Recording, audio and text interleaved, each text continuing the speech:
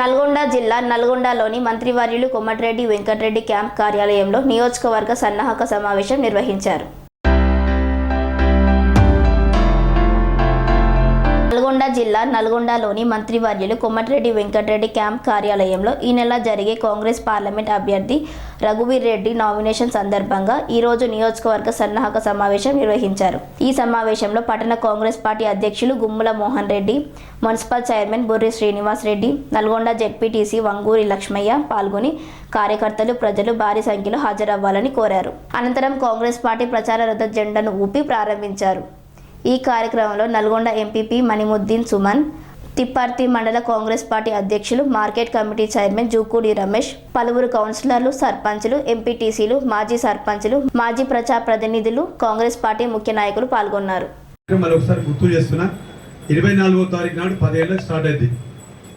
12 ఏళ్ళ వరకు అయిపోతుంది. 12:30 నామినేషన్ టైం. యాక్చువల్గా మనం 12:30 నామినేషన్ 12 ఏళ్ళ వరకే డాక్టర్ సెంటర్లో బహిరంగ సభ అయింది. అంటే 2 అవర్సే మనం స్పెండ్ చేసేది.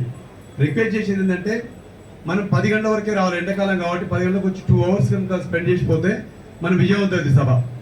దానిలో భాగంగా మీ అందరికీ ఒక రిక్వెస్ట్, యువజన కాంగ్రెస్ అలాగే ఎన్ఎస్సీ వాళ్ళకి, ముఖ్య నాయకులందరికీ మీరు జెండాలు ఇవ్వడం జరుగుతుంది. ఆ జెండాలు కూడా ఎక్కడికక్కడ పడేయకుండా నాకు ఇస్తే నీకు గిఫ్ట్ కూడా ఇస్తా. జెండా ఇచ్చిన వాళ్ళకి జెండాలు ఎక్కడికక్కడ పడేయకుండా నాకు ఇచ్చిపోండి, నీకు వాళ్ళకి గిఫ్ట్ కూడా ఇస్తాను.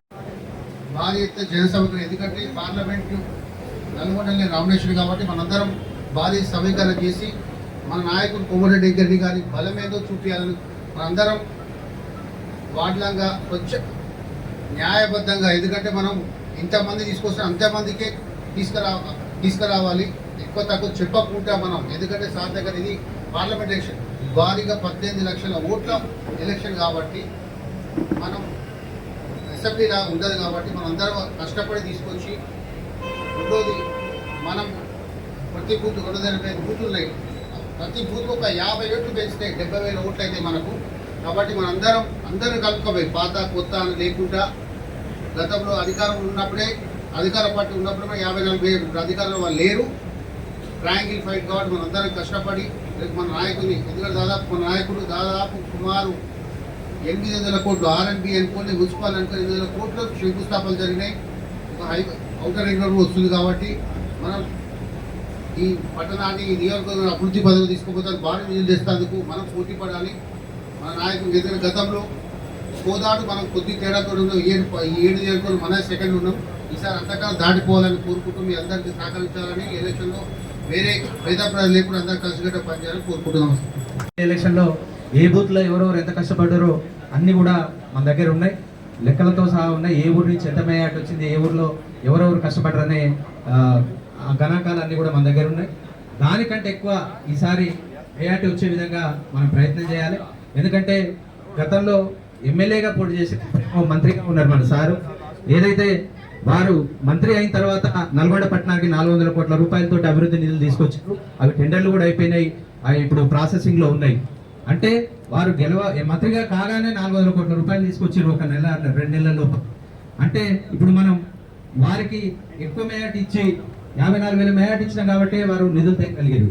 అదే ఇప్పుడు ఎంపీ ఎలక్షన్లలో కూడా అంతకంటే ఎక్కువ మేయాటి మనం తేగలిగితే ఇంకా వారు ముఖ్యమంత్రితో కొట్లాడి ఇంకా ఎక్కువ నిధులు తీసుకొచ్చి మన గ్రామాలను కానీ పట్టణాన్ని కానీ అభివృద్ధి చేసే అవకాశం ఉంటుంది.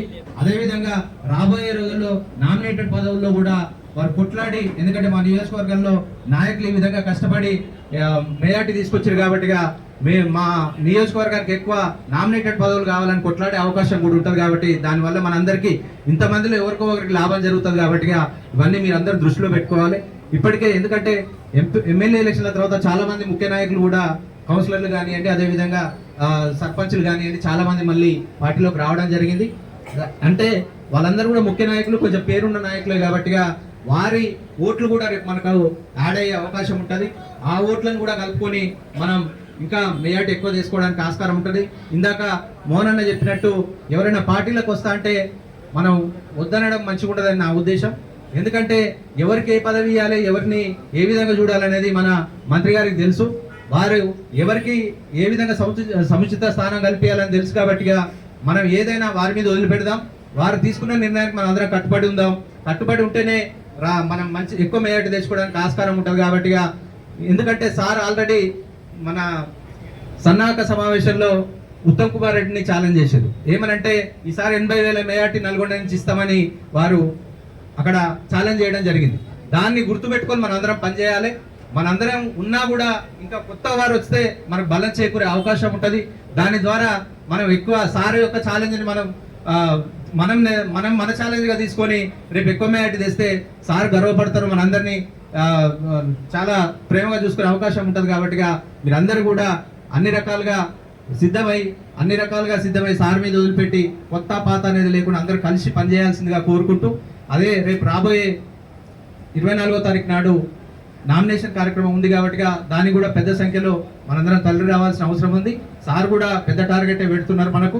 24th నామినేషన్ వేసుకోవడం జరుగుతుంది కాబట్టి అందరం కూడా పెద్ద ఎత్తున తరలి వచ్చి ఈరోజు నామినేషన్ కార్యక్రమాన్ని విజయవంతం చేసుకొని, అదేవిధంగా పార్లమెంట్ ఎలక్షన్లో కూడా ఎప్పుడైతే ఎమ్మెల్యే ఎలక్షన్లప్పుడు కూడా మనం ఎంతైతే మెజార్టీ ఇచ్చామో అంతే మెజార్టీ ఎక్కడ కూడా తగ్గకుండా అన్న కోమటిరెడ్డి వెంకటరెడ్డి గారికి మంచి విజయాన్ని సాధించామో అదేవిధంగా పార్లమెంట్లో కూడా మంచి విజయం వస్తే ఇంకా మంచి మనకు పేరు ఉంటుంది. కాబట్టి నల్గొండలో అందరం కూడా కలిసికట్టుగా పనిచేస్తున్నాం. అదేవిధంగా మంచిగా కలిసికట్టుగా పనిచేసి పార్లమెంట్ ఎలక్షన్లో మంచి ఎంపీని గెలిపించుకోగలిగితే మనం ఇంకా కూడా ఎంతో డెవలప్మెంట్ చేసుకోవడం జరుగుతుంది.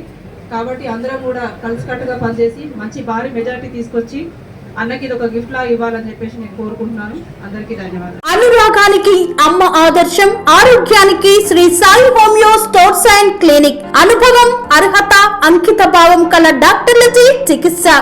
అన్ని రకాల ఆరోగ్య సమస్యలకు నమ్మకమైన ఎంపిక Sri Sai homeo stores and clinic.